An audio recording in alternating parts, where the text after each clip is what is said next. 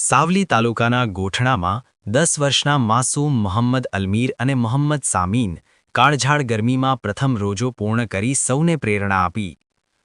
પવિત્ર રમઝાન માસ એટલે ઇબાદત, ત્યાગ અને આત્મસંયમનો પર્વ। આ પર્વમાં માત્ર વડીલો જ નહીં પરંતુ નાના બાળકો પણ અતૂટ શ્રદ્ધા સાથે જોડાતા હોય છે। આવું જ ભક્તિમય દ્રશ્ય સાવલી તાલુકાના ગોઠડા ગામે જોવા મળ્યું છે, જ્યાં ગોઠડા મસ્જિદ પાછળમાં રહેતા 10 વર્ષીય માસૂમ મોહમ્મદ અલમીર અને મોહમ્મદ સામીન મલેક ધોમધકતા તાપમાં પોતાનો જીવનનો પ્રથમ રોજો પૂર્ણ કરી અલ્લાહ પ્રત્યેની પોતાની અતૂટ આસ્થા પ્રગટ કરી છે। વર્તમાન સમયમાં જ્યારે સૂર્યદેવ આકરા મિજાજમાં છે અને તાપમાનનો પારો આસમાને પહોંચી રહ્યો છે, ત્યારે મજબૂત મનોબળ ધરાવતા વયસ્કો માટે પણ 14 કલાકથી વધુ સમય ભૂખ્યા તરસ્યા રહેવું કપરું બને છે। તેવા સંજોગોમાં ગોઠડાના વતની મલેક ગુલામભાઈના પુત્ર મોહમ્મદ અલમીર અને મોહમ્મદ સામીન બાળસહજ રમતિયાળ વૃત્તિ છોડી મક્કમ નિર્ધાર સાથે આખો દિવસ અન્નજળનો ત્યાગ કર્યો હતો।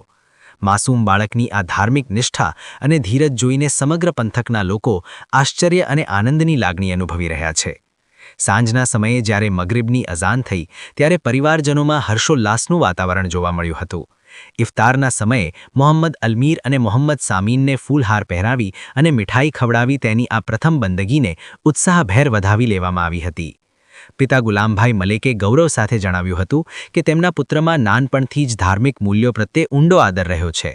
નાની ઉંમરે કાળઝાળ ગરમી સામે ઝઝૂમીને પણ રોજો પૂર્ણ કરી મોહમ્મદ અલમીર અને મોહમ્મદ સામીને સમાજના યુવાનો માટે શિસ્ત અને સંયમનું એક અદ્ભુત ઉદાહરણ પૂરું પાડ્યું છે।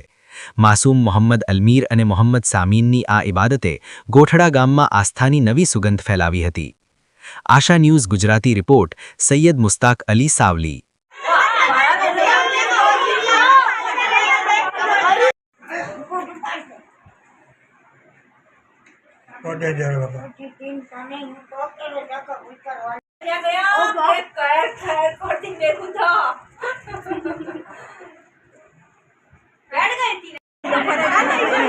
कोई अगला